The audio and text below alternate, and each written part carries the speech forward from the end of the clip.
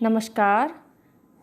धारा क्लासेस में आप सभी बच्चों का स्वागत है। बच्चों, आज हम पढ़ेंगे यूपी बोर्ड कक्षा 8 में जो हिंदी मंजरी आपकी पाठ्य पुस्तक है उसका द्वितीय अध्याय काकी नामक कहानी आज हम पढ़ेंगे।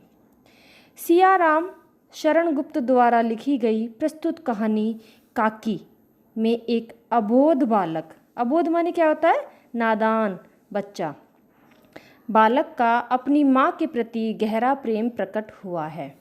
जो मासूम होते हैं, अबोध बालक, ना समझ बच्चे होते हैं, अबोध बालक, ऐसा एक बालक की इसमें कहानी है।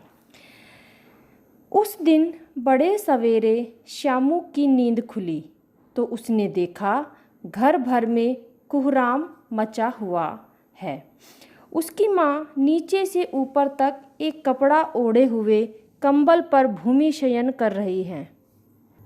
जो अबोध बालक है श्यामू, उसकी नींद खुली तो उसने देखा उसकी माँ नीचे ज़मीन पर कंबल ओढ़े हुए भूमि शयन, भूमि शयन माने क्या होता है? भूमि पर लेटी हुई है, ज़मीन पर लेटी हुई है।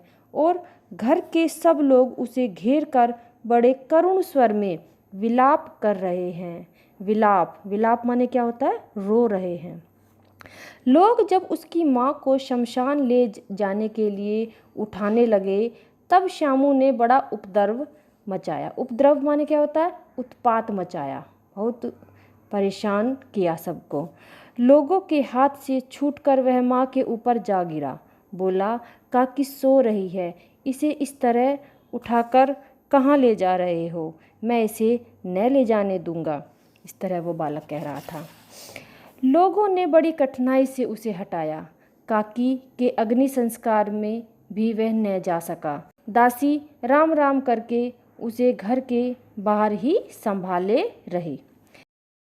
यद्यपि बुद्धिमान गुरुजनों ने उसे विश्वास दिलाया कि उसकी काकी उसके मामा के यहाँ गई है, परंतु वह बात उससे छिपी न रह सकी कि काकी और कहीं नहीं, ऊपर राम के यहाँ गई है। काकी के लिए कई दिन लगातार रोते रोते उसका रुदन तो धीरे धीरे शांत हो गया, परंतु शोक शांत न हो सका।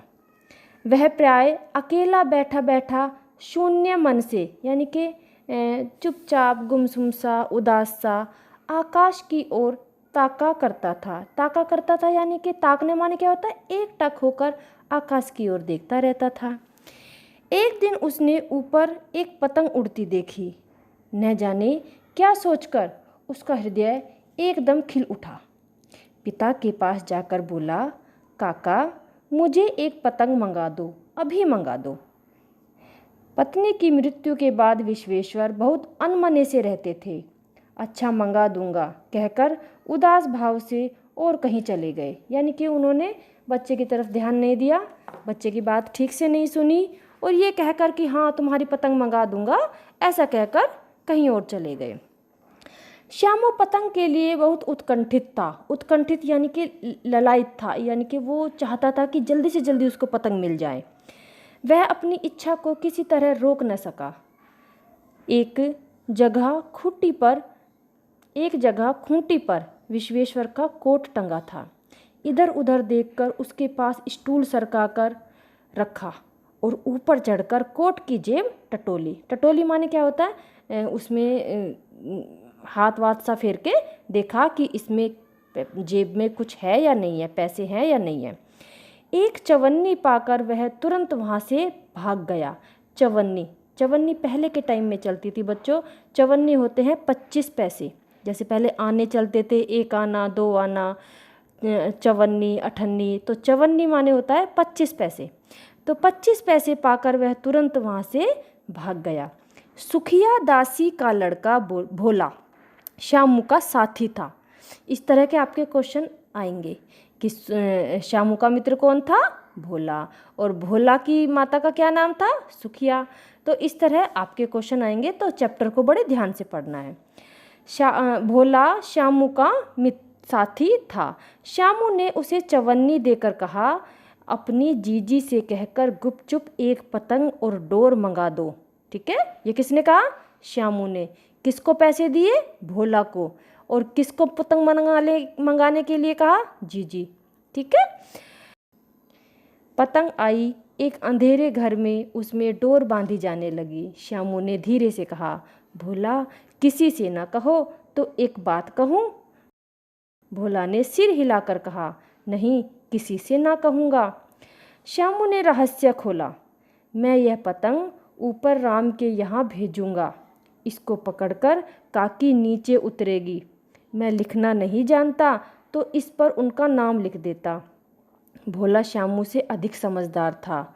उसने कहा, बात तो बहुत अच्छी है, परंतु एक कठिनाई है। यह डोर पतली है, इसे पकड़कर काकी उतर नहीं सकती। इसके टूट जाने का डर है। पतंग में मोटी रस्सी हो तो सब ठीक हो जाए। श्यामू गंभीर हो गया। मतलब यह बात तो लाख टके की सुझाई गई, परंतु कठिनाई यह थी कि मोटी रस्सी कैसे मंगाई जाए। पास में दाम है नहीं और घर में जो आदमी उसकी काकी को बिना दया माया के जला आए हैं, वे उसे इस काम के लिए कुछ देंगे नहीं। उस दिन श्यामू को चिंता के मारे बड़ी रात तक नींद नहीं आई। पहले दिन की ही तरकीब से दूसरे दिन उसने पिता की कोट से 1 रुपया निकाला। यानी कि पहले उसने कितनी चुराई थी? 1 चवन्नी। अब उसने, क्योंकि मोटी रस्सी मंगानी है, तो उसने कितना पैसा चुराया? 1 रुपया। तरकीब माने क्या होता है? आइडिया। ठीक है। तो उसने पहले दिन के आइडिया की तरह, जैसे पहले चवन्नी चुराई थी, स्टूल लगाया और कोट में जेब में टिटोली और 1 रुपया निकाला, ले जाकर भोला को दिया और बोला, देख भोला, किसी को मालूम न होने पाए, अच्छी अच्छी 2 रस्सियाँ मंगा दे। एक रस्सी छोटी पड़ेगी। जवाहिर भैया से मैं एक कागज़ पर काकी लिखवा लूँगा। नाम लिखा रहेगा तो पतंग ठीक उन्हीं के पास पहुँच जाएगी। 2 घंटे बाद प्रफुल्ल मन से श्यामू और भोला अंधेरी कोठरी में बैठे हुए पतंग में रस्सी बांध रहे थे। प्रफुल्ल मन क्या होता है? प्रसन्न मन से, खुश होकर रस्सी बांध रहे थे। खुश क्यों हो रहे थे? क्योंकि उन्हें मोटी रस्सी मिल गई। अब वो सोच रहे थे कि सीधा काकी के पास पतंग जाएगी और काकी नीचे आ जाएगी। अकस्मात, अकस्मात माने क्या होता है? अचानक। उग्र, उग्र माने क्या होता है? क्रुद्ध, क्रोधित रूप धारण किए हुए विश्वेश्वर शुभ कार्य में विघ्न की तरह वहाँ जा घुसे। भोला और श्यामू को धमका कर बोले, तुमने हमारे कोट से रुपया निकाला है? भोला एक ही डांट में मुखबिर हो गया। बोला, श्यामू भैया ने रस्सी और पतंग मंगाने के लिए निकाला था। विश्वेश्वर ने श्यामू को 2 तमाचे जड़कर कहा, चोरी सीख कर जेल जाएगा। अच्छा, तुझे आज मैं अच्छी तरह बताता हूँ। कहकर कई तमाचे जड़े और कान मलने के बाद पतंग फाड़ डाली। अब रस्सियों की ओर देखकर पूछा, ये किसने मंगाई? भोला ने कहा, इन्होंने मंगाई थी। कहते थे इससे पतंग तानकर काकी को राम के यहाँ से नीचे उतारेंगे। विश्वेश्वर हतबुद्धि होकर वहीं खड़े रह गए। हतबुद्धि होना यानी कि बेसुध हो गए, घबरा गए। घबराकर वहीं खड़े रह गए। उन्होंने फटी हुई पतंग उठाकर देखी। उस पर चिपके हुए कागज़ पर लिखा था काकी। बच्चों, आज की वीडियो में बस इतना ही। अगली वीडियो होगी हमारी, इसी पाठ के संपूर्ण अभ्यास कार्य हम करेंगे। धन्यवाद।